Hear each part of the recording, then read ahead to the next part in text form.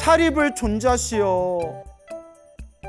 제가 사립을 존자께서 모르고 계셨겠지만 제가 항상 이 탑을 청소하겠다라고 대중들한테 고한 뒤에 항상 제가 탑을 청소했습니다. 탑을 청소하지 않고 탁발을 나가면 항상 제가 공약물을 얻지 못하고 늘 배를 쫄쫄 굶었는데, 제가 탑을 청소하고 난 뒤에 탁발을 나가면 항상 공약물을 풍족하게 받아왔습니다. 옛날 옛적 서가모니 부처님 당시의 일입니다. 서가모니 부처님께서 세상에 출현해서 널리 중생들에게 법을 설하고 계실 때 일입니다. 어느 한 여인이 있었습니다. 그때 어느 한 여인이 있었는데 여인이 아이를 하나 낳았습니다. 아들을 낳았는데 아들이 애가 너무 못생기고 너무 막 추악하게 생기고 몸에서도 막 안 좋은 냄새가 나더랍니다. 벌써부터 분위기가 좀 쎄하죠. 아들을 낳았는데 너무 못생기고 몸에서 또 이렇게 안 좋은 냄새도 나고 그런 아이를 낳게 됩니다. 막 주변에서 수근수근합니다. 아니 아무리 그래도 그렇지 애가 어쩜 이렇게 못생겼냐, 애가 너무 못생겼다, 이런 이제 사람들의 수근거림 속에서 아이에게 젖을 딱 물렸는데 얼마 지나지 않아서 엄마의 젖이 다 그냥 헐어버렸다고 합니다. 이게 에구머니데 이게 무슨 일이야? 어쨌거나 애를 먹여야 되니까 사람들한테 부탁해서 젖이 나오는 다른 어머니들을 구해서 그 아들에게 젖을 물리도록 부탁을 했는데, 그 아들이 젖을 물기만 하면 여인네들 젖이 다 헐어버리는 겁니다. 참 별일이다, 참 별일이다. 이 아이는 되게 복이 없는 아이인가 보다. 그렇지 않고서야 어떻게 젖을 주려고 젖을 물리기만 하면 얼마 지나지 않아서 이 아이가 물었던 젖이, 여인의 젖이 다 이렇게 헐어버리는가. 그래서 아무도 아이에게 젖을 물리려고 하질 않고, 어쨌거나 애는 살려야 되니까, 애는 뭘 먹여야 되니까 꿀하고 우유를 싹 섞어가지고 손가락에 찍어서 꿀과 우유를 섞은 그걸 손가락에 다 찍어 아이의 입에 넣어주면서 겨우겨우 애를 키웠다고 합니다. 그래서 그 아들의 이름을 리군지라고 이름을 지었다고 합니다. 리군지. 무슨 뜻인지는 저도 잘 모르겠어요. 리군지라고 이제 이름을 짓게 됩니다. 그렇게 무럭무럭 자랐는데 어떤 사연이 있었는지는 모르겠지만 일찌감치 떠돌이 생활을 하면서 집집마다 다니면서 구걸을 해가지고 음식을 얻어먹는 그런 떠돌이 생활을 하게 됩니다. 그런데 아무리 하루 종일 애를 쓰고 애를 써도 한 번도 배가 부를 만큼 밥을 얻어먹은 적이 없었다고 합니다. 와, 지지리도 복이 없는 거예요. 우리가 이런 걸 참 식복이란 표현 쓰죠. 야, 넌 참 먹을 복이 많다, 야. 아유, 나는 왜 이렇게 먹을 복이 없을까? 식복이라는 표현이 있지 않습니까? 곳곳마다 다니면서 먹을 것을 매일매일 구걸하고 걸식하고 사람들의 얻어먹어도 겨우 목숨이 끊기지 않을 정도로 겨우 끼니만을 겨우 이을 뿐이지 한 번도 그렇게 배부르게 흡족하게 그렇게 밥을 먹어본 적이 없었다고 합니다. 아유, 불쌍해라. 그러던 어느 날이었습니다. 리군지가 성 안에 들어가서 곳곳을 다니면서 먹을 걸 구하고 먹을 걸 구했는데도 그날 완전히 땡처리가 돼버렸다고 합니다. 아무런 밥도 얻질 못하고 아유 나 오늘도 쫄쫄 굶게 생겼구나 생각하고 있었을 때 저기서 부처님의 거룩한 제자 스님들께서 성 안에 탁발을 나오셔서 사람들에게 불자들에게 바리떼에 공양을 받으시는데 아주 기름지고 맛있는 공양이 스님들 바리떼에 잔뜩 이제 신도들이 공양 올리는 모습을 목격하게 됩니다. 아무래도 우리 불자님들이 신도님들이 참 성품들이 착하시니까 아이고 우리 부처님 제자 스님들이 탁발 오셨구나 그 모습을 보고 복 짓는 마음으로 또 공덕을 닦는 마음으로 그리고 스님들을 공경하는 마음으로 스님들 바리떼에다가 당신들 먹으려고 준비한 그런 음식을 이렇게 공양을 많이 올렸겠죠. 그 모습을 보고 니군지가 충격을 받습니다. 와, 나는 하루 종일 구걸을 하고 다녀도 한 번도 배가 불러볼 정도로 한 번도 밥을 제대로 먹지를 못했는데 와, 저 스님들은 그냥 바리떼 들고 잠깐만 그냥 스쳐다녀도 저렇게 신도들이 공양을 많이 올리는구나. 그리고 니군지가 꾀가 생깁니다. 그래, 나도 머리 깎고 스님이나 되자. 이래나 저래나 얻어먹는 건 똑같은데 머리 깎고 스님이 되면 적어도 먹고 살 걱정은 안 해도 되겠다. 이런 생각을 합니다. 그리고 이제 머리 깎고 출가를 해요. 우리가 이렇게 먹고 살려고 출가하는 것을 생계형 출가라고 합니다. 생계형 출가. 안 좋아요. 이거 안 좋아요. 우리 스님들이 비록 부족한 점은 많다 하더라도 못난 점은 많다 하더라도 그래도 우리가 수행하고 공부하기 위해서 출가하고 부처님 가르침을 세상에 널리 전하고 부처님 은혜를 갖고 모든 중생을 구제하겠다라는 그런 마음으로 출가해야지. 아이고 그냥 먹고 살기 힘들어서 머리 깎고 중되면 먹고야 살겠지 하고 생계형으로 출가하는 거는 아니라고 봐요. 예, 그거는 절대 아니죠. 근데 뭐 어쩌겠어요. 뭐 사람들마다 서로의 인연법이 다 다르니까.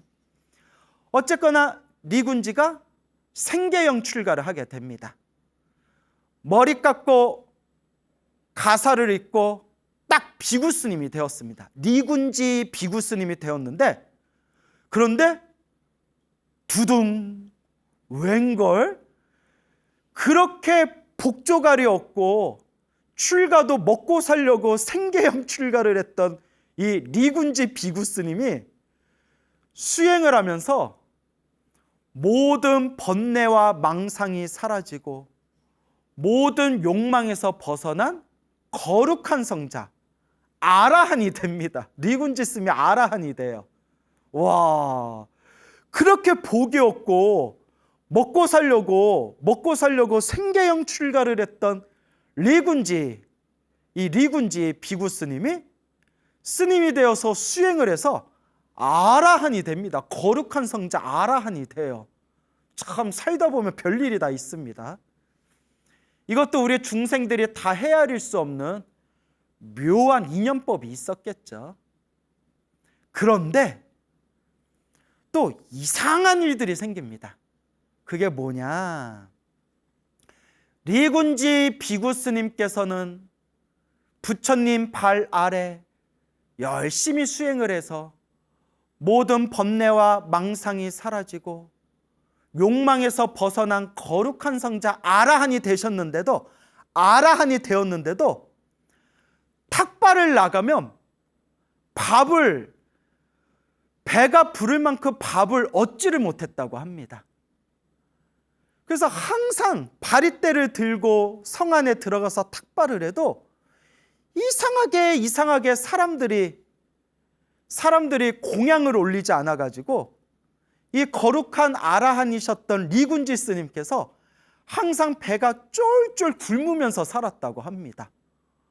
와, 아니, 아라한이면 엄청난 거룩한 성자이시거든요.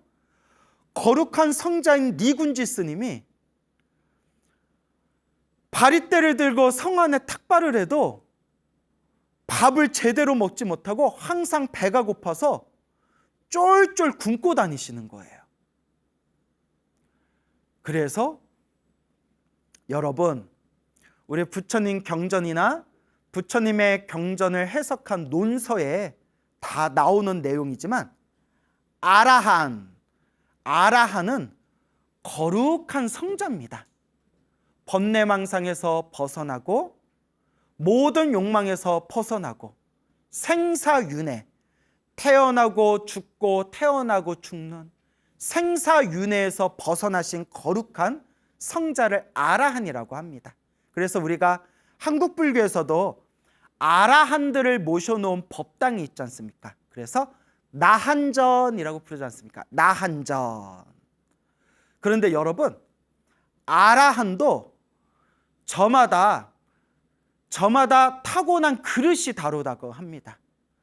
저마다 타고난 그릇이 다르기 때문에 저마다 수준이 저마다 천차만별이기 때문에 전생에 지었던 인연법에 의해서 복이 많은 아라한도 있고 복이 없는 아라한도 있고 신통이 있는 아라한도 있고 신통력이 없는 아라한도 있고 설법을 잘하는 아라한도 있고 설법을 잘 못하는 아라한도 있고 복이 많아서 항상 사람들에게 존경받고 이렇게 어딜 가나 사람들에게 공양과 공경을 많이 받는 아라한도 계시고 오늘의 주인공이신 니군지 아라한 스님처럼 하루 종일 성안을 다녀도 바리떼에 제대로 공양 한번 제대로 얻지 못할 정도로 그렇게 공양도 제대로 받지 못하는 복 없는 아라한도 있다는 겁니다. 와, 근데 이건 제 얘기가 아닙니다, 여러분. 경전이나 그런 논서에 나오는 내용입니다. 그래서 오직 부처님만이 원만구족이라고 표현합니다. 원만구족. 원만은 둥글둥글하다라는 뜻이에요. 그래서 원만이라는 것을 불교에서 표현할 때 완전하다라고 표현해요. 완전하다. 원만, 완전하다. 구족은 갖추었다, 가졌다라는 뜻이에요. 가졌다, 갖추었다. 원만 구족하면 완벽하게 모든 걸 다 갖추셨다. 완전히, 완벽하게 모든 걸 다 가졌다, 갖추셨다. 그게 원만 구족이고 오직 부처님만이 원만 구족이라고 하셨어요. 모든 복덕과 모든 지혜와 모든 신통과 완전한 자비를 갖추신 모든 걸 완벽하게 갖추신 원만구족 부처님이라고 부르는 겁니다. 그리고 원만구족이신 부처님 아래 제자들 아라한들은 과거 전생 지었던 인연법에 의해서 저마다 타고난 그릇이 달라서 복이 있는 아라한도 있고 복 없는 아라한도 있고 신통이 있는 아라한도 있고 신통이 없는 아라한도 있고 설법을 잘하는 아라한도 있고 설법을 못하는 아라한도 있고 저마다 아라한이란 존재 자체는 거룩한 분들이시지만 저마다 그렇게 개성이나 특성이 또 타고난 어떤 복의 그릇이 천차만별이라고 합니다.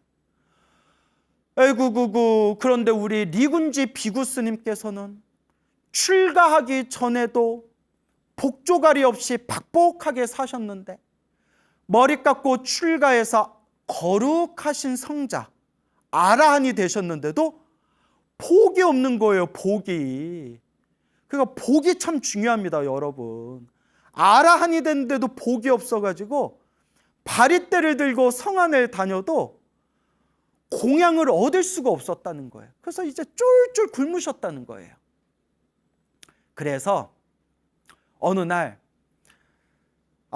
내가 과거 전생에 얼마나 박복하게 살고 복 없이 살았으면, 얼마나 악업이 많으면 이렇게 다른 평범한 스님들도 성 안에 들어가서 바리떼 공양을 많이 받아오는데 나는 평생을 배가 부를 만큼 밥을 얻어먹지를 못하는구나. 그리고 탑에 들어가 가지고 탑에서 스스로 참회하고 있을 때 탑에 군데군데 이렇게 먼지가 껴있는 것들을 보게 됩니다. 그때 한마음 착한 마음을 내어서 부처님 불탑, 부처님의 탑에 있는 그 여기저기 묻어있는 그 먼지들을 깨끗하게 치우셨다고 합니다. 먼지를 깨끗하게 싹 치우고 난 뒤에 탁발을 갔는데 그날 처음으로 바리떼 공양을 가득 받아왔다고 합니다. 와, 부처님 탑을 한번 정성스럽게 청소한 공덕으로 드디어 바리떼 공양물을 풍족하게 받아오신 겁니다. 그때 리군지 스님이 느낀 바가 있어서 대중 스님들께 이와 같이 청을 올립니다. 대중 스님이시여, 저 리군지 비구가 대중 스님들께 고합니다. 앞으로 요 부처님 탑, 불탑에 있는 먼지는 제가 깨끗하게 청소를 하겠습니다.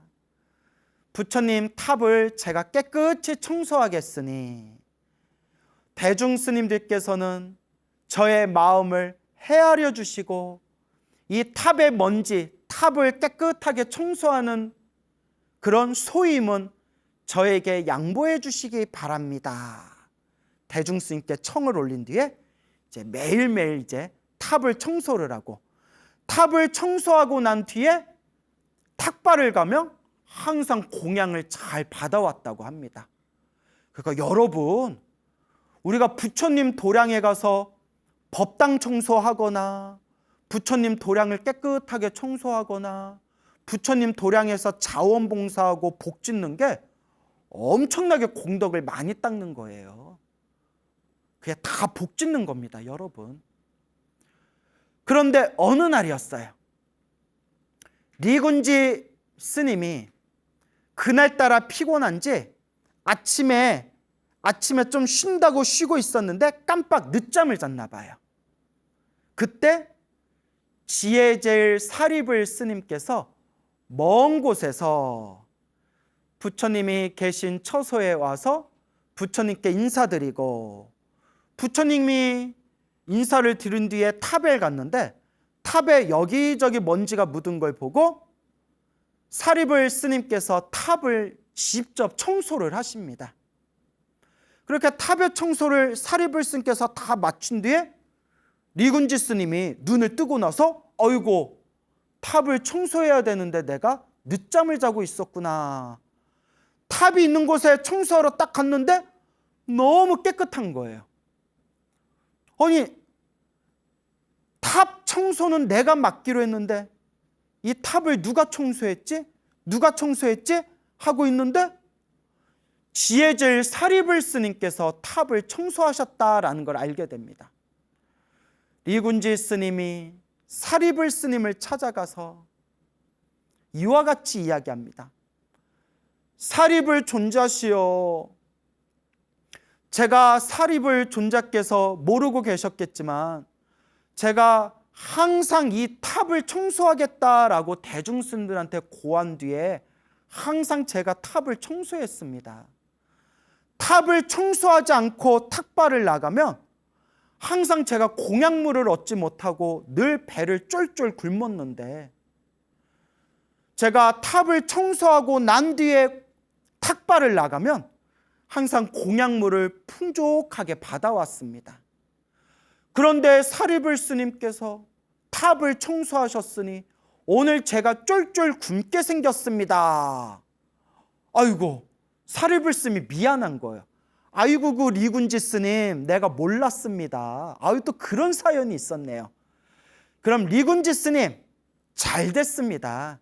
그렇잖아도 저 아는 어느 신도분의 집에서 스님들을 초청해서 공양을 올리기로 했으니, 오늘 저를 초청해서 공양 올리기로 했으니 니군지 스님, 저와 함께 신도집에 가서 오늘 신도집에서 공양청을 받읍시다. 그리고 사리불 스님이 니군지 스님을 데리고 사시 공양, 하루에 한 끼를 드셨거든요. 부처님 당시에는 하루에 한 끼, 딱 사시 공양, 딱 오전에 점심 한 번을 드셨는데, 딱 그날따라 신도집에 공양청을 받기 위해서 신도집에 사리불 스님하고 니군지 스님하고 초청받은 스님들이 딱 갔는데, 야, 가는 날이 장날이라고 스님들 공양청 모셔놓고 그 신도집의 부부가 대판 부부싸움이 났대요. 대판 부부싸움이 났대요. 사네 못 사네, 살리네 죽이네, 인간아 하면서 막 스님들 공양청 모셔놓고 대판 부부싸움이 났는데, 아니 생각해 보세요. 막 집에 막 부부가 막 죽이니 살리니 부부싸움 나는데, 그 와중에 아니 저기 싸우고 계셔서 죄송한데 저희들 밥은 언제 주실 겁니까? 이렇게 말할 수는 없잖아요. 그래서 사리불 스님께서 아이고 오늘은 땡이다 야 돌아가자 하고 그날 공양을 굶게 됐대요. 그러니까 복이 없는 니군지 스님을 데리고 밥 먹으러 갔다가 복 없는 니군지 스님 때문에 온 대중이 다 밥을 굶게 생긴 거예요. 그래서 첫째 날은 그렇게 이제 밥을 먹지 못하게 됐고, 이제 둘째 날이 됐어요. 둘째 날에 사리불 스님이 어제는 뭐 계획에 없이 우리 본의 아니게 부부싸움을 하는 바람에 밥을 먹지 못했지만, 오늘 찾아가는 신도집은 큰 부잣집인데 거기는 성격들이 넉넉하고 여유로워서 아마 부부싸움도 안 하고 우리 스님들한테 공양도 잘 올릴 겁니다. 그러니 스님, 니군지 스님, 오늘 우리랑 같이 가서 공양청을 받으시죠 하고 사리불 스님하고 다른 비구 스님들이 먼저 가셔서 그 부잣집에서 공양청을 받으시고, 뭐 어떤 일이 생겼는지 니군지 스님이 뒤늦게 딱 그 부잣집에 공양 받으러 갔는데, 아이고 밥이 또 끊어진 거예요. 희한하죠. 니군지 스님이 기가 막혀가지고, 아니 오늘 공양청을 한다고 해서 나도 사리불 스님하고 같은 일행인데 아니 어떻게 내 앞에서 밥이 뚝 끊기냐고. 나는 밥을 못 먹었어. 남은 밥이 없어. 아이고 스님 좀 일찍 오시죠. 아이 오늘따라 사람들이 많이 오고 손님들이 많이 오고 거기다 스님들 공양청까지 올려가지고 밥이 또 끊겼습니다 스님. 에구구구 하고 이틀 동안 또 밥을 굶은 거예요. 첫째 날은 부부싸움이라 해서 밥을 굶고, 둘째 날은 좀 늦게 갔는데 자기 앞에서 밥이 또 끊겨가지고 밥을 굶고. 참 이렇게 일이 안 풀리는 일이 있을까요? 이 모습을 보고 셋째 날 아난 스님이 부처님의 시자였던 다문제일, 부처님의 모든 경전을 달달달달 외우고 있다는 대천재 스님이셨던 아난 스님께서 니군지 스님이 너무 안타까워서 오늘 제가 부처님을 모시고 공양청을 가는데 스님 여기 그냥 가만히 계십시오.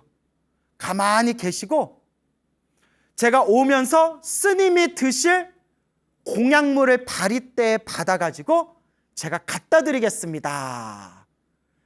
이걸 전문 용어로 배달이라고 하죠. 배달. 제가 배달해 드리겠습니다. 그 리군지 스님이 예 아난 스님 제가 깨서 밥을 쫄쫄 굶고 있어가지고 그러면 스님만 믿습니다 하는데, 세상에나 그렇게 똑똑하고 대천재였던 아난 스님이 그날따라 밥 갖다 주는 걸 깜빡 잊어버렸대요. 새까맣게 잊어버렸대요.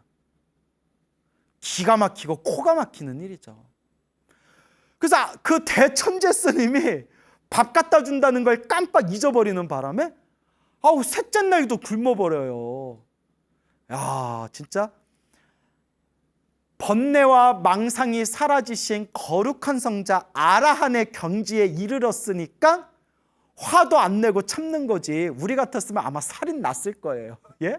나 밥 좀 줘 이씨 막 이러면서 아마 다 엎어버렸을 거예요.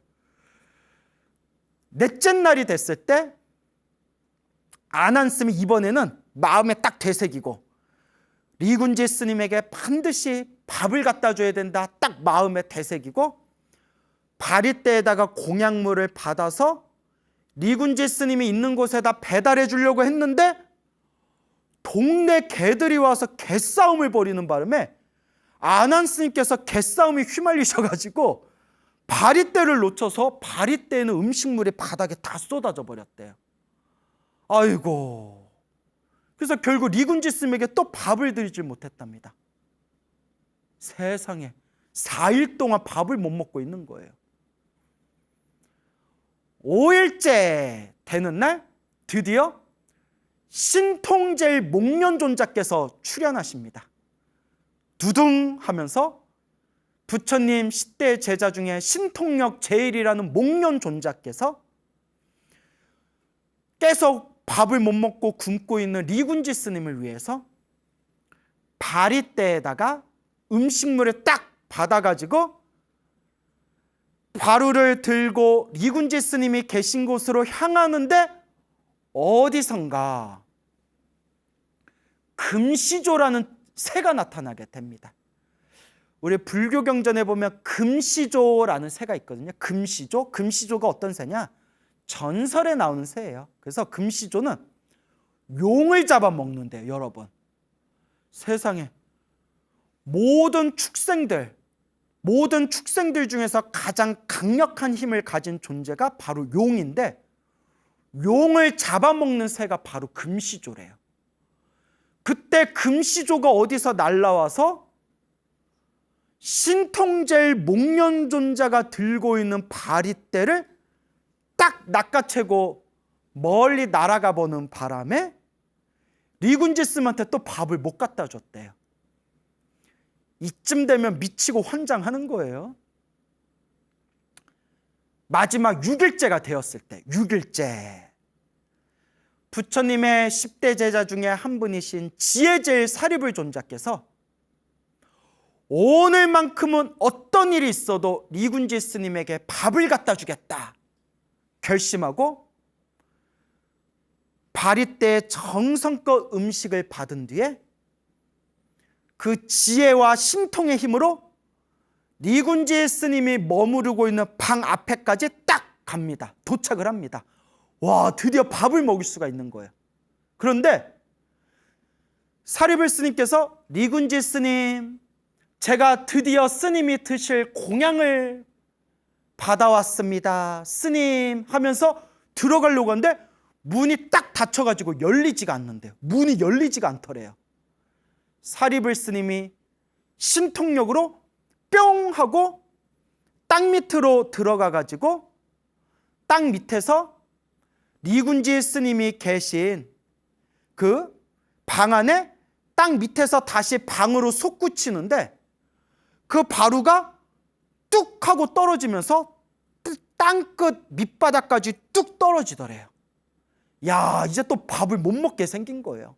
이때 사리불 스님이 오늘만큼은 반드시 리군지 스님에게 밥을 먹이리라 결심하고 당신의 신묘한 신통력의 힘으로 땅 밑바닥으로 떨어지는 바리떼를 신통의 힘으로 딱 움켜준 뒤에 뿅 하고 리군지 스님의 눈앞에 딱 나타나면서 스님, 드디어 밥을 가져왔습니다.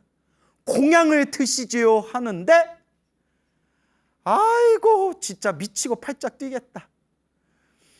밥이 눈앞에 있는데 리군지 스님의 입이 딱 붙어버려가지고 입이 열리지가 않더래요. 밥을 가져왔는데 먹지를 못하는 거예요. 스님 드셔보세요. 드셔보세요. 드디어 밥을 가져왔습니다. 밥을 가져왔는데 왜 못 드십니까? 입술이 딱 붙어가지고 리군지 스님이 밥을 먹지 못하다가 딱 12시가 지나는 순간 입이 열리는 거예요. 근데 이걸 어떡하나요? 부처님 당시의 법도는 12시 이전에 밥을 먹을 수 있고요, 12시가 넘어가면 밥을 먹을 수가 없대요. 그리고 입에 씹히지 않는 음료수 정도까지는 마실 수가 있대. 입에 씹히는 게 없는 음료수 정도. 12시가 땡 하고 지나버리는 바람에 리군지 스님의 입이 딱 풀렸지만 밥을 먹지를 못했답니다. 에고고고. 그렇게 6일이 지나고 마지막 7일째 되었을 때, 여러분 기억하세요? 일주일, 마지막 7일째가 되었을 때 리군지 아라한 스님께서 이와 같이 말씀하십니다. 대중 스님이시여, 저는 이제 세상을 떠나고자 합니다. 제가 이 사바세계에 더 이상 머무를 이유가 없을 것 같습니다. 저는 그냥 세상을 떠나겠습니다 하고 모래를 씹어먹고, 모래를 씹어먹고 물을 마신 뒤에 그 자리에 딱 하고 저 깨달음의 세계, 열반으로 돌아가셨다고 합니다. 그래서 열반의 세계로 입적하신, 모래를 먹고 물을 드시고 스스로 열반의 세계로 입적하신 리군지라는 복이 없는 아라한 스님의 불교설화가 되겠습니다. 너무 놀랍죠? 수많은 부처님의 제자들이 석가모니 부처님을 찾아가서 이와 같이 여쭙니다. 부처님, 왜 리군지 스님은 과거 전세 어떤 인연이 있었기에, 어떤 업보의 인연이 있었기에 저렇게 복이 없이 태어난 겁니까? 그리고 저렇게 복이 없는 리군지 스님이 또 어떻게 거룩한 성자 아라한은 될 수 있었던 겁니까? 자, 부처님께서 이와 같이 말씀하십니다. 부처님은 모든 걸 다 꿰뚫어 보시지 않습니까? 부처님께서 리군지 아라한, 복이 없는 아라한 스님, 리군지 스님에 대해서 이와 같이 전생의 업의 인연에 대해서 설법하십니다. 머나먼 과거 전생, 머나먼 수없는 과거 전생에 제당이라는 부처님이 계셨다고 합니다. 제당이라는 이름의 부처님이 계셨을 때, 그때 어느 큰 부잣집에 부자가 있었는데, 이 부자가 늘 제당 부처님과 수많은 비구 스님들을 모시고 매일매일 항상 공양을 올렸다고 합니다. 늘 공양을 올리고 제당 부처님과 제당 부처님의 거룩한 제자분들을 지극한 마음으로 정성스럽게 시봉을 했는데, 그 부잣집의 부자가 세상을 떠나고 난 뒤에 그의 아내도 불심이 깊어서 살아생전 남편이 하던 대로 스님들을 모시고 매일매일 공양을 올렸다고 합니다. 그때 아들이 있었는데 아들이 항상 그것을 탐탁치 않게 여겼다고 합니다. 왜 우리 집 재산을 왜 저 빡빡 깎아머리 중들한테 왜 우리 집 재산을 소비하면서 매일매일 이렇게 막대한 지출을, 손해를 감수하면서 공양을 올려야 되는가? 나는 용납할 수 없다. 이제 아버지가 돌아가시니까 장남인 내가 이제 이 집안의 주인이다. 그러면서 어머니한테 이렇게 얘기합니다. 어머니, 더 이상 저 스님들에게, 부처님과 스님들에게 공양 올리지 마십시오. 이제 여기서 끝입니다. 끝! 공양을 올리지 못하게 하는데도 어머니가 당신이 받은 몫의 일부분을 떼어서라도 부처님과 스님들께 공양을 올렸다고 합니다. 그때 화가 난 분노를 폭발한 이 아들이 어머니를 방에다가 감금을 합니다. 못된 놈이죠. 그리고 어머니한테 이렇게 얘기합니다. 어머니, 제 말을 듣지 않으셨으니 어머니는 제가 더 이상 어머니한테 제가 밥을 드리지 않겠습니다. 하루, 이틀, 사흘, 하루하루가 지나서 일주일이 다 됐을 때 온몸에 기력이 쇠잔해지고 탈진한 어머니가 아들에게 얘기합니다. 아들아, 내가 먹을 게 없어서 내가 밥을 먹지 못해서 굶어 죽을 것 같구나. 아들아, 나에게 음식을 다오. 이거 얘기하다 보니까 제가 화딱지가 나네요. 이런 후레 자식을 봤나. 아들놈이 하는 얘기가, 어머니, 그렇게 배고프시면 모래를 씹어먹고 물을 드십시오. 이렇게 얘기하는 거예요. 와, 과광. 자체 효과음이에요. 과광. 모래를 씹어먹고 물을 드십시오. 라고 악담을 던지면서 끝내 어머니에게 음식을 주지 않아서 어머니가 결국 일주일 만에 굶어 죽게 됩니다. 근데 여러분, 이미 눈치채셨죠? 이 흉악하기 짝이 없는 이 아들놈이 죽어서 가장 괴롭고 무섭고 끔찍한 대지옥, 무간지옥에 떨어져서 수없는 생애 동안 헤아릴 수 없는 고통을 받게 되었고, 지옥에서 온갖 고통을 받은 뒤에 지옥의 업보를 다 갚고 나서 사람으로 태어났지만, 사람으로 태어났어도 어머니를 굶겨 죽였던 그 업보 때문에 저렇게 복 없이 박복하게 살았던 것이니라. 그래서 이 리군지 스님이 마지막 7일째 되는 날에 스스로 모래를 씹어먹고 물을 마시고 열반에 드시잖아요. 당신이 인과법을 아신 거예요. 이 아라한 스님께서.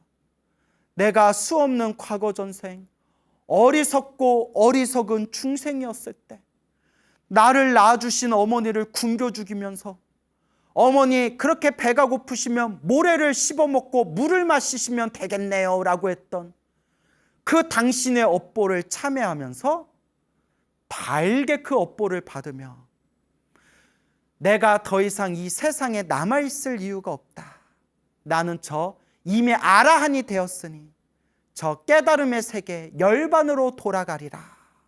그리고 스스로 당신의 업을 참회하는 마음으로 모래를 씹어먹고 물을 마시고 열반에 드셨던 겁니다.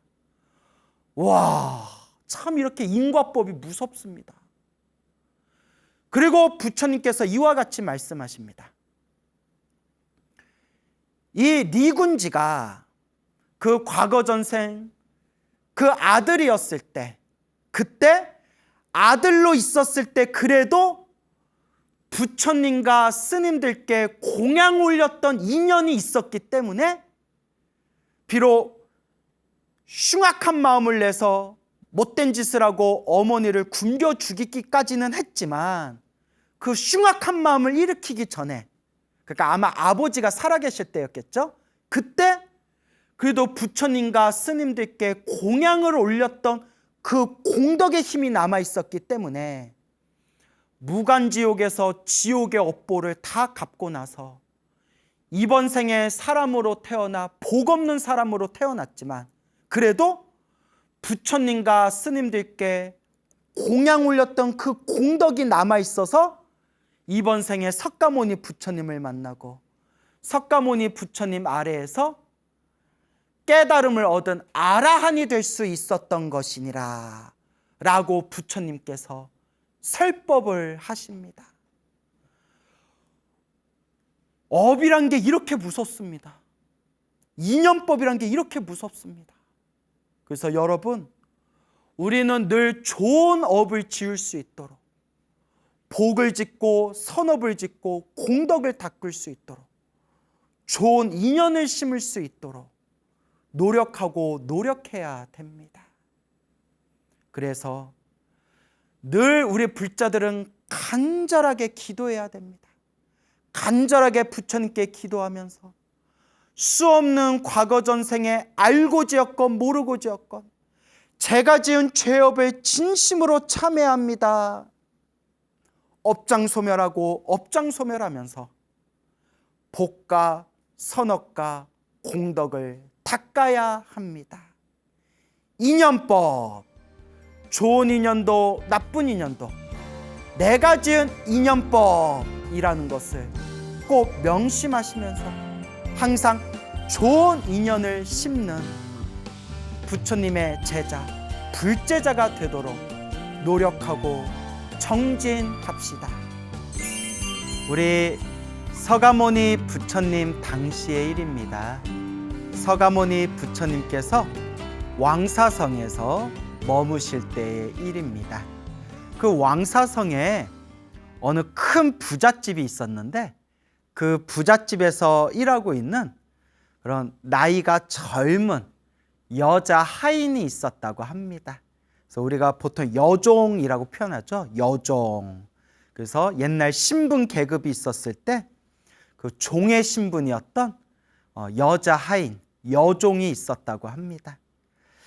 이 여인이 굉장히 성품이 착하고 무엇보다 불, 법, 승, 부처님 가르침, 승가에 대한 그런 불법성 선보에 대한 믿음이 굉장히 독실했다고 합니다.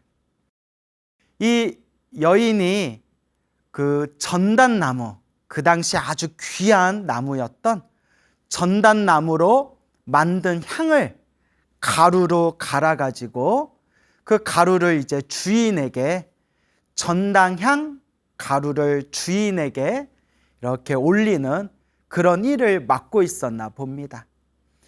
그날도 이제 아침부터 주인에게 올릴 그 아주 귀한 그 전단나무로 만든 향에 그 가루를 만들어 가지고 그렇게 아침부터 일을 하고 있었는데 그때 오전에 문득 거리에서 거룩하신 서가모니 부처님께서 수많은 비구 스님들과 함께 바리떼, 바루를 지니시고 탁발을 하는 모습을 거리에서 목격하게 됩니다. 그때 이 여종은 걷잡을 수 없는 엄청난 기쁨과 환희심과 그리고 부처님에 대한 그런 헤아릴 수 없는 엄청난 존경심을 일으키게 됩니다. 그래서 이 여인은 불이 나게 집 안으로 들어가서 그 귀하고 귀한 그 전당향, 그 전당향 가루를 이렇게 꺼내가지고 물에 잘 개워서 그걸 이제 기름처럼 만들어서 길을 걷고 있는 부처님 발 아래 엎드려 절을 올린 뒤에 부처님의 발에 정성껏 그 전당향을 부처님 발에다 발라드리게 됩니다.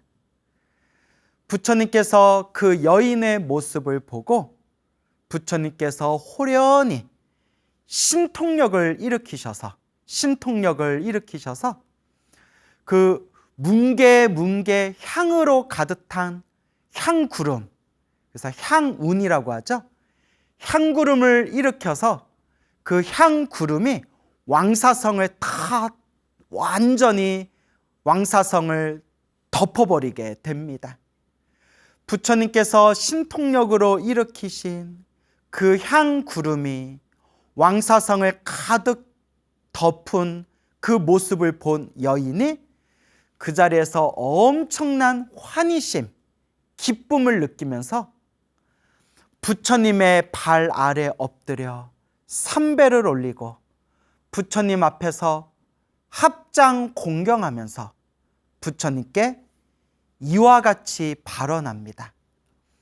오 부처님이시여, 거룩하신 세존이시여, 제가 이 전당향, 이 향을 부처님 발에 발라드린, 부처님께 이 향 가루를 공양 올린 이 공덕의 힘으로 제가 미래 세상에 이 빈궁하고 미천한 몸을 완전히 벗어나서 복덕과 지혜를 얻어 부처님과 같이 위대한 깨달음, 바른 깨달음, 정각을 얻게 해주십시오. 부처님과 같이 똑같은 깨달음을 얻어서 부처님과 같이 널리 중생을 제도하기를 발언합니다.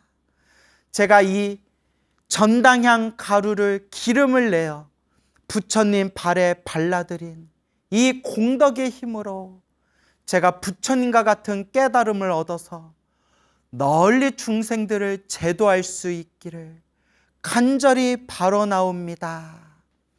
여인이 이와 같이 부처님 앞에서 발언 축언을 올리게 됩니다.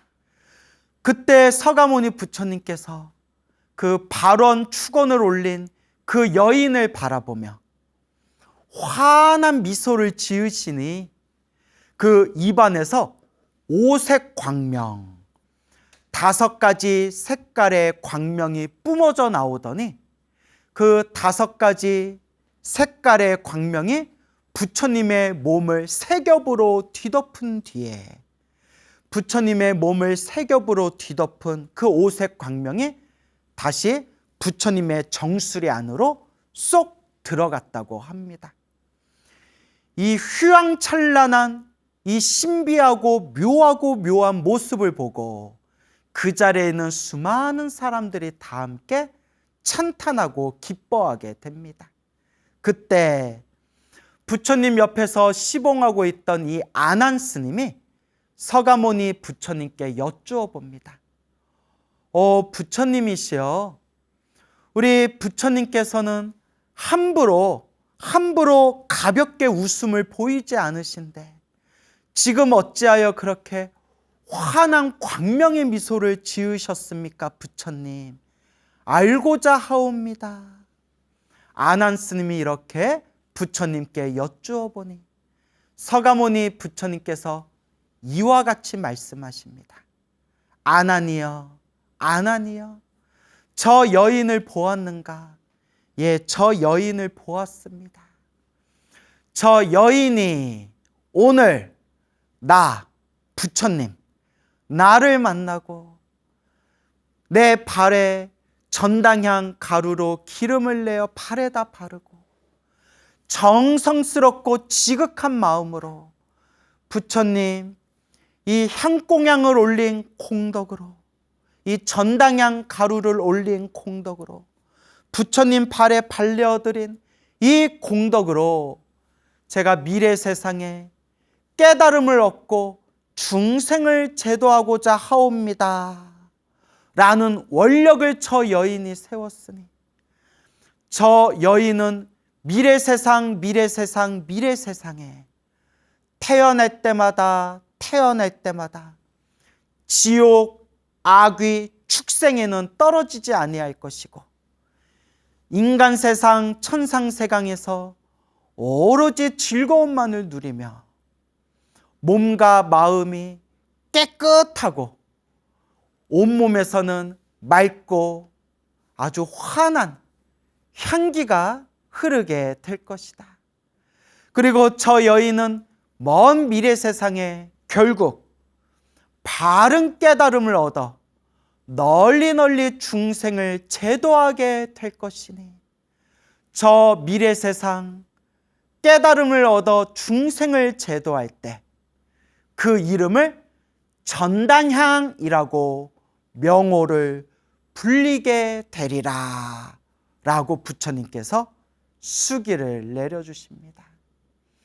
이와 같이 부처님께서 저 여인을 향해서 머나먼 미래 세상에 깨달음을 얻고 널리 중생을 제도할 터인데, 그때 그 이름, 그 명호를 전당향이라고 불리게 되리라 라고 부처님께서 증명하시는 그 법문을 듣고 그 자리에 있는 수많은 불자님들이 다 함께 기뻐하고 기뻐하며 다 함께 찬탄하였다고 합니다.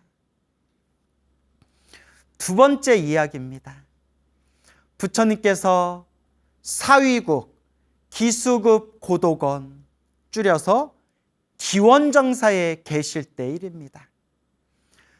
그 사위국, 사위성 안에 아주 가난한 나무꾼 남자가 있었다고 합니다. 이 나무꾼, 나무를 하는 나무꾼은 너무나 가난해서 하루하루 산에 가서 나무를 해오고 겨우겨우 하루하루 끼니를 겨우 때울 수 있을 만큼 아주 가난한 사람이었다고 합니다. 이 나무꾼이 숲에 가서 마른 나무, 말라 비틀어진 나무를 등에다 한 짐 지고 이제 마을로, 성으로 들어오게 됩니다. 그때 어떤 한 남자를 마주치게 됩니다. 이 남자가 나무꾼에게 이렇게 이야기합니다. 나무꾼이여, 나무꾼이여, 그 말라 빠진 마른 나무를 나에게 준다면 내가 오늘 하루 먹을 음식을 그대에게 주겠노라. 그래서 그 나무꾼이 저에게 음식을 주신다면 이 나무, 산에서 해온 이 마른 나무를 제가 드리겠습니다. 이 나무를 드릴 테니 저에게 음식을 주십시오. 그때 그 남자가 나무꾼에게 이렇게 얘기합니다. 그래, 그럼 나를 따라오시오. 나를 따라오면 내가 그대가 먹을 수 있는 음식을 주겠어. 그래서 나무꾼은 음식을 얻어먹을 수 있다는 생각에 나무를 등에다가 짊어지고 쫄래쫄래 그 남자를 따라가게 됩니다. 그 남자가 앞서서 걷고 걸어가는데 도착한 곳이 부처님이 계신 기수급 고도건, 기원정사, 부처님이 계신 사원 안으로 들어가게 됩니다. 그래서 나무꾼이 얼떨결에 같이 따라갔는데 때마침 기다렸다는 듯이 우리 서가모니 부처님께서 기원정사 안에 고요히 자리에 앉으셔서 그렇게 사람들에게 법문을 하고 계셨습니다. 그때 나무꾼이 서가모니 부처님의 32상 80종호, 부처님의 거룩하고 위대한 상호의 몸을 보고 부처님의 그 거룩하고 자비로운 그 모습을 보고 마치 부처님 몸에서 100가지, 1000가지, 10,000개의 해가 환하게 뿜어져 나오는 것 같은 그런 강렬하고도 아주 강한 그런 기쁨과 환희와 감동을 느끼게 됩니다.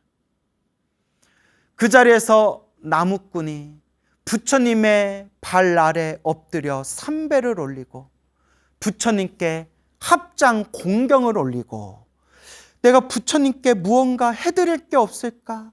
해드릴 게 없을까 하다가 자기가 유일하게 가지고 있는 게 그 말라 비틀어진 마른 그 나무더미였기 때문에 자기가 등에다 지고 있는 그 마른 나무를 부처님께 정성껏 공양을 올리게 됩니다. 그때 부처님께서 미소를 지으면서 그 나무꾼이 건네준, 나무꾼이 정성스럽게 공양 올린 그 마른 나무를 딱 받으시고 서가모니 부처님께서 그 말라 비틀어진 그 나무 둥치를 땅에다가 딱 꽂습니다. 땅에다가 딱 꽂는 순간에 그 말라 비틀어진 짜리몽땅한 나무에서 점점 줄기가 나오고 그 줄기에서 잎이 나오고 그 잎에서 꽃이 피고 열매가 주렁주렁 매달렸는데 그 나무의 모습이 너무나 아름답고 너무나 사랑스럽고 그 나무가 너무나 풍성해 보였다고 합니다.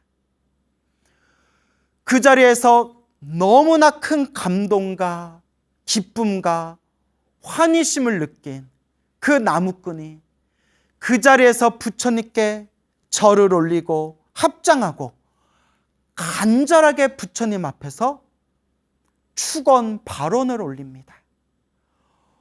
오 거룩하신 부처님이시여, 거룩하신 세존이시여, 제가 이 나무를 보시한 공덕으로 저도 또한 미래 세상에 부처님과 같은 깨달음을 얻어서 널리 중생을 제도하고자 하옵니다. 부처님, 저도 미래 세상에 부처님께 지금 이 순간 이 나무를 공양 올린 이 공덕의 힘으로 저 또한 미래 세상에 깨달음을 얻어서 널리 중생을 제도하고자 합니다. 부처님. 이와 같이 부처님 앞에서 이 나무꾼이 발언 축원을 올리게 됩니다.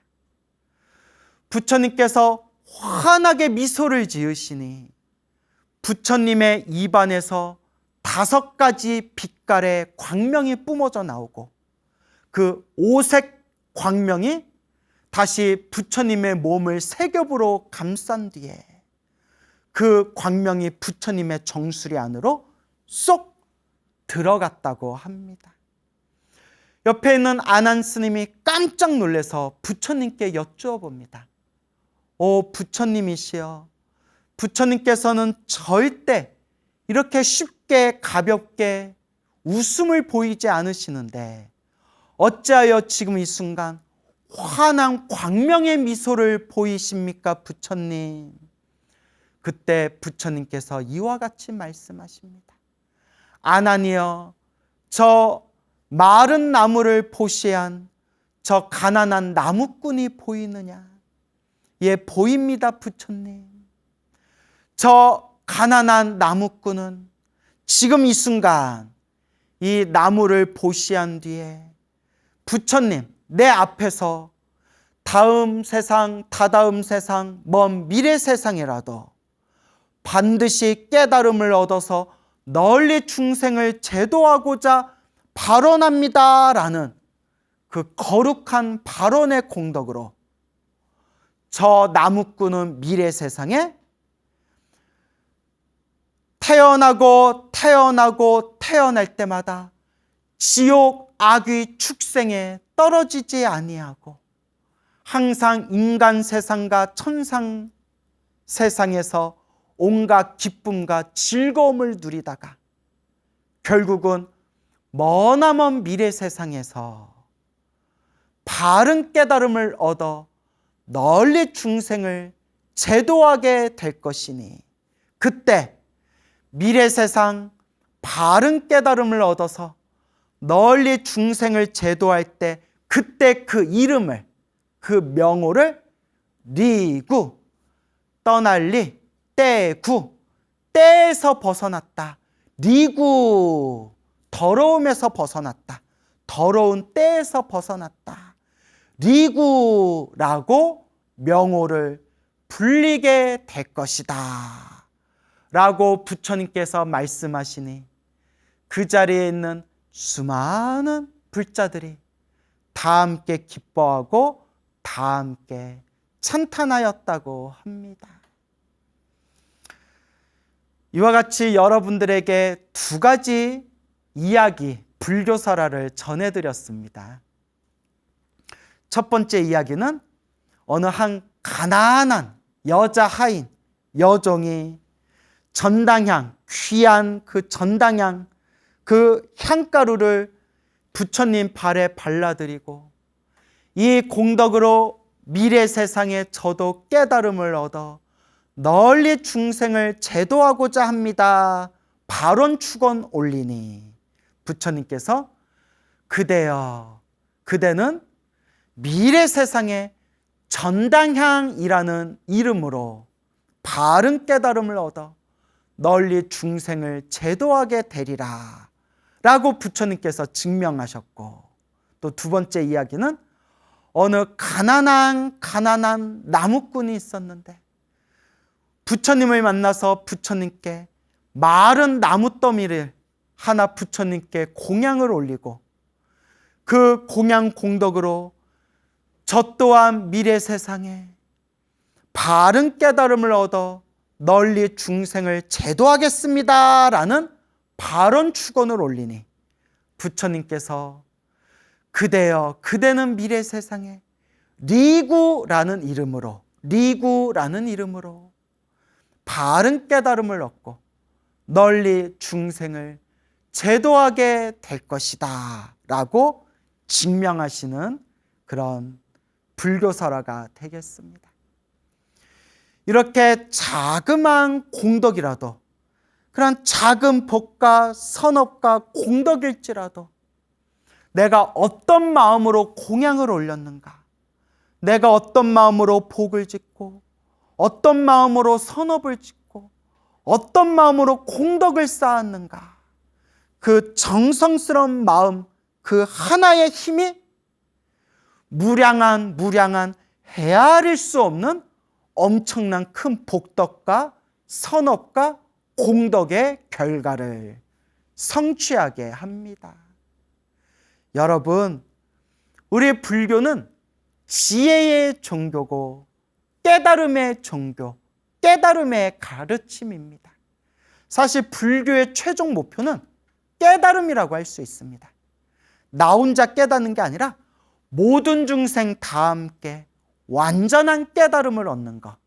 그래서 우리가 모든 중생 다 함께 성불하여 지이다 라고 표현을 하는 것입니다.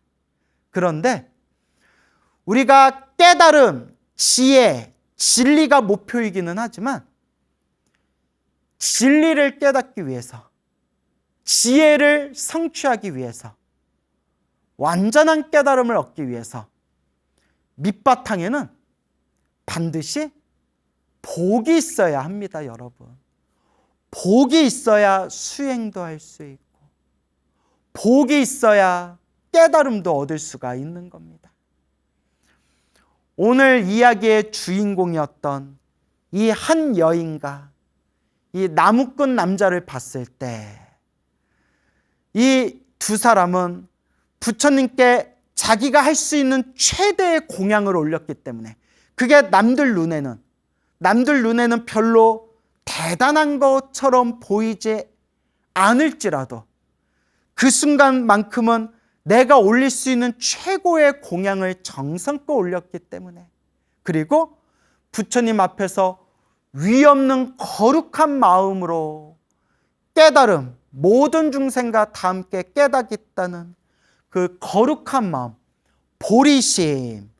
보리심을 일으켰기 때문에 그와 같이 미래 세상 그대들은 위대한 깨달음을 얻게 되리라 라고 서가모니 부처님께 수기를 받을 수 있었던 겁니다. 근데 여기서 우리가 놓치면 안 되는 게, 왜 그때 그 순간에 딱 부처님을 만나게 되었을까? 그 여인은 한 5분만 밖에 늦게 나갔거나 5분만 밖에 일찍 나갔거나 그 몇 분 찰나에 그때 딱 눈앞에서 거리에 탁발하고 계시는 부처님의 모습을 딱 마주칠 수가 있었다는 것. 그리고 그 가난한 나무꾼도 마치 길에서 우연처럼 어떤 한 남자를 만나고 그 남자를 따라서 기원정사, 기수국 고도건에 가서 거룩한 석가모니 부처님을 딱 만나 뵙고 석가모니 부처님을 보고 기쁨과 환희심과 감동을 느끼면서 부처님께 그렇게 공양을 올리게 되고, 그때 딱 부처님을 만날 수 있었던 그 인연, 바로 그 인연, 어떻게 그 순간에 딱 부처님을 마주칠 수가 있었을까? 부처님을 딱 만날 수 있는 그 인연이 이어졌을까? 이것이 바로 인연법이고 자기가 지은 복이라는 겁니다, 여러분. 자기가 지은 복이었다.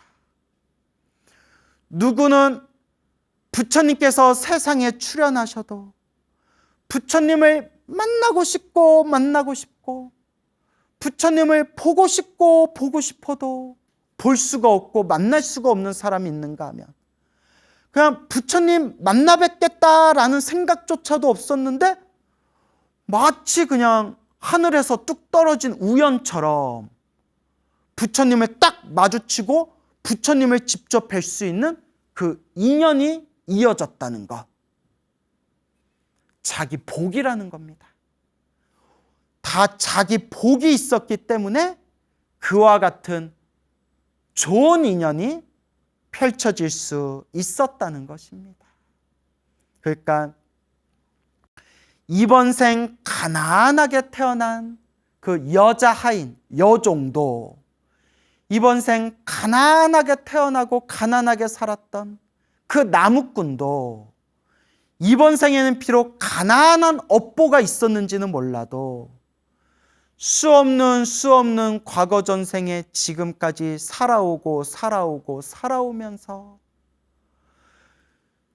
이 순간 부처님을 직접 만나 뵙고 부처님과 인연을 맺고 부처님께 공양을 올릴 수 있고 부처님께 그대는 미래 세상에 깨달음을 얻으리라 수기를 받을 수 있었던 엄청난 좋은 인연, 선업공덕을 이미 수없는 과거 전생에 지었었기 때문에 이번 생에 부처님을 마주치고 부처님을 만나 뵙고 부처님을 볼 수 있고 그냥 본 걸로 끝난 게 아니라 부처님께 정성껏 공양 올리려는 마음을 일으킬 수 있었고 공양 올린 뒤에 부처님 저 잘 되게 해주세요. 저 부자 되게 해주세요. 저 로또 대박 나게 해주세요.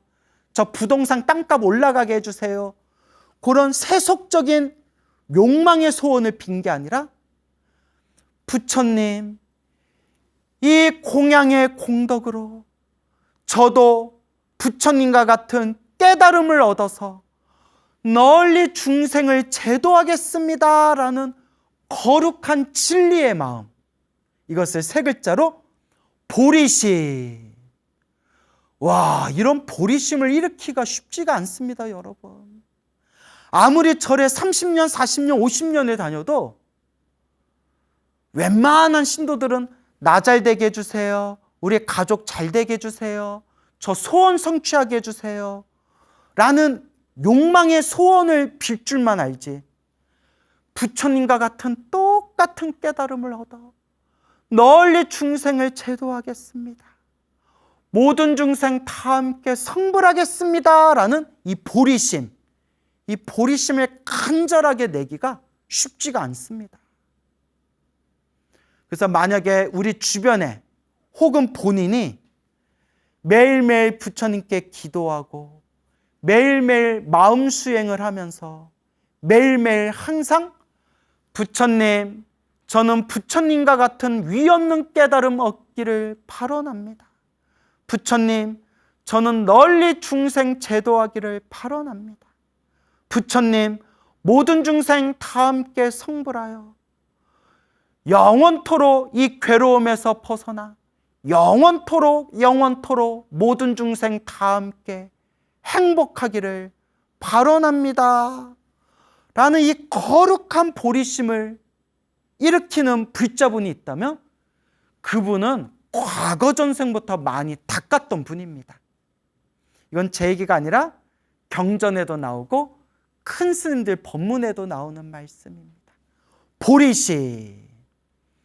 그래서 이 가난한 여종, 여자 하인과 이 가난한 나무꾼이 부처님을 마주보고 부처님께 공양 올리고 부처님 앞에서 이 위대하고 거룩한 마음 보리심을 일으켰다는 것이 과거 전생에서부터 닦고 닦았던 성근, 착할선 뿌리근, 착한 뿌리, 성근이 있으며 수없는 과거 전생에서부터 닦고 닦았던 선업공덕이 있었기에 이와 같이 부처님 앞에서 부처님께 직접 그대는 미래 세상에 전당향이라는 이름으로 깨달음을 얻으리라. 그대는 미래 세상에 니구라는 이름으로 깨달음을 얻게 되리라. 수기를 받을 수 있었던 겁니다. 여러분, 다 자기가 지은 복대로, 다 자기가 지은 인연법대로 살아가는 겁니다. 그래서 제가 불자님들께 항상 법문하고 강의하면서 항상 빠뜨리지 않고 늘 드리는 이야기가 있습니다. 불자 여러분, 매일매일 기도하시고 매일매일 수행하실 때 기도의 마지막에는, 수행의 마지막에는 반드시 사옹서원으로 마무리하십시오. 모든 기도의 마지막은 반드시 사옹서원으로 마무리하십시오. 사옹서원, 중생을 다 건지오리다. 번뇌를 다 끊으오리다. 법문을 다 배우오리다. 불도를 다 이루오리다. 이 사옹서원을 한 문장으로 만들면 모든 중생 나와 남이 일시에 다 함께 성불하여 지이다. 모든 중생 다 함께 성불하여 지이다. 이 마음이 바로 보리심입니다.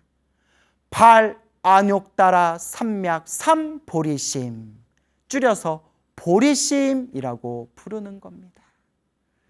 그래서 옛 큰 스님들도 신신당부하시기를 똑같이 기도를 하고 똑같이 연부를 하고 똑같이 수행을 해도 보리심을 일으킨 거와 보리심을 일으키지 않은 것은 하늘과 땅만큼 차이가 있다라고 말씀하셨습니다.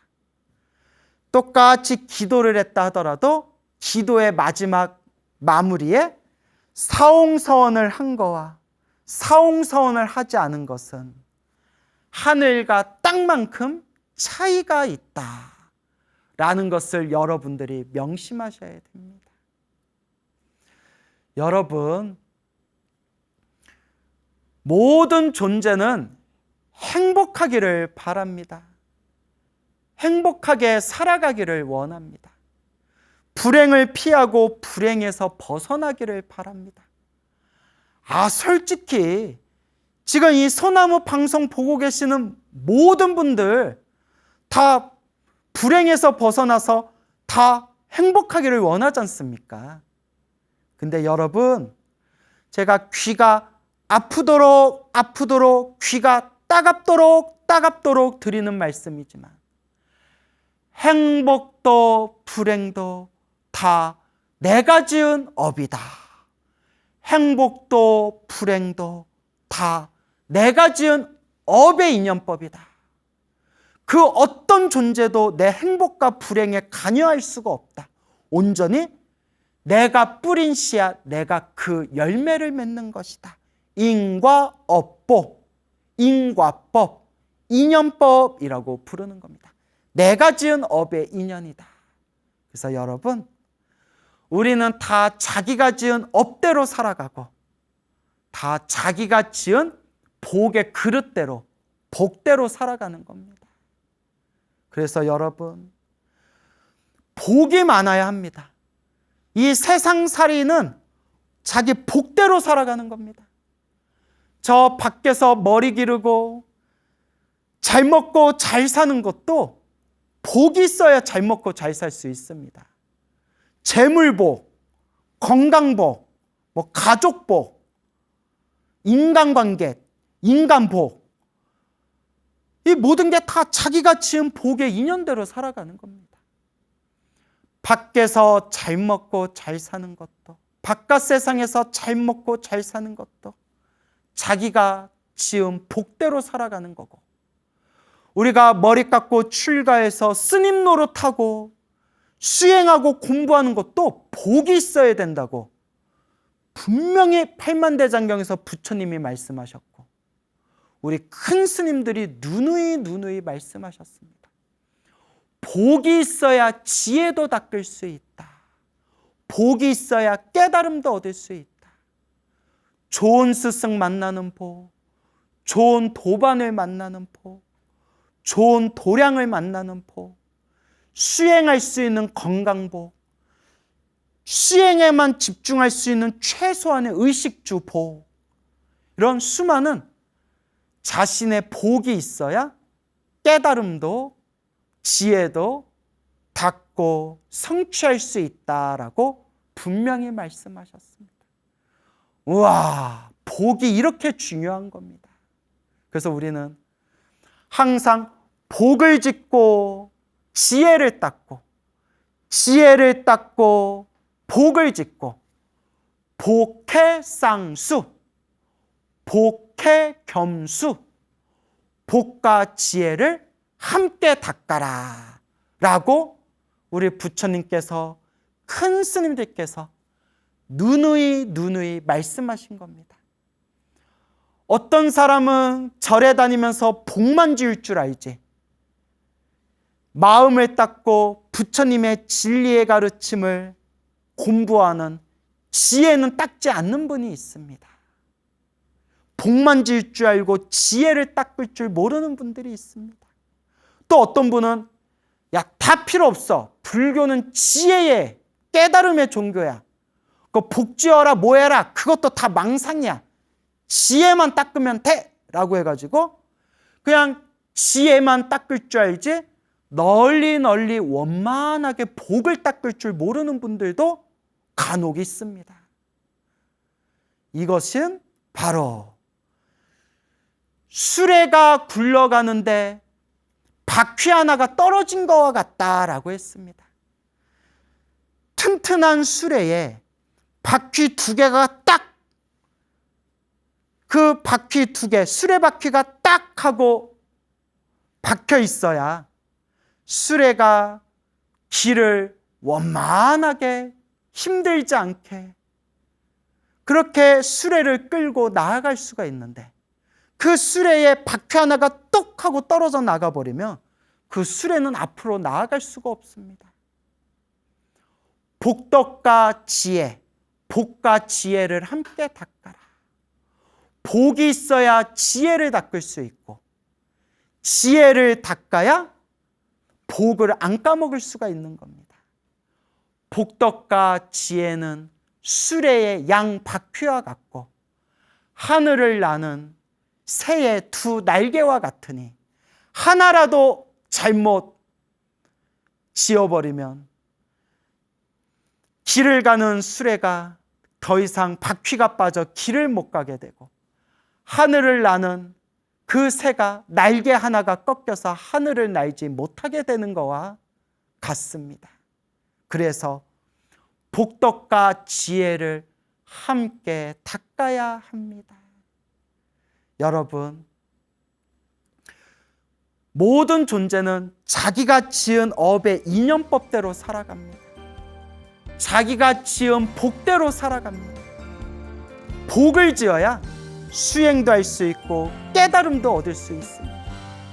복과 지혜를 함께 닦아야 한다라는 것을 마음에 명심하시기 바랍니다. 여러분, 행복해지고 싶습니까? 행복한 삶을 창조하고 싶습니까? 복을 지으십시오. 선업을 지으십시오. 공덕을 쌓으십시오. 복과 선업과 공덕의 힘이 여러분들을 진정한 행복의 길로 이끌어 줄 것입니다. 여러분, 성불하세요.